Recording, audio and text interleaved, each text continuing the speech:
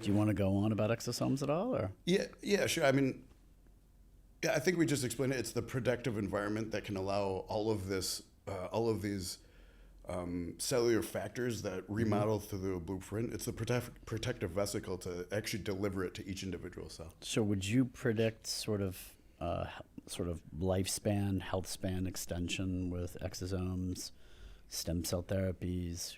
What would be your overall view of that? Yeah, so for instance, what determines our age, the factors that when we have cellular aging done, like this is what the exosome delivering all these cell factors. This is what it does: is it changes those factors so that it was the blueprint to what when we were younger.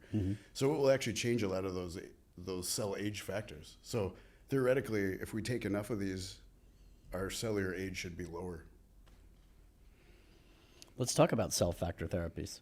So we've dealt with sort of right down the list: stem cells, exosomes, and now cell factor therapies. Yeah. And it's pretty clear what the difference is between the stem cell and the exosomes. Where do cell factor therapies, where do they lie? Yeah, I think this is the new age of what we can actually use to be most effective. I think it's more targeted. So something like a quantum, you know. Yeah, I think it's more targeted, and we can use it for all the reasons that we use peptides. Right? Like essentially these should act like all of the peptides together. Right? It should be like a super peptide, and just clean up all the cellular function and allow every cell to operate the way it was originally supposed to when you were at your youth. But a cell factor itself, like quantum, is not an exosome.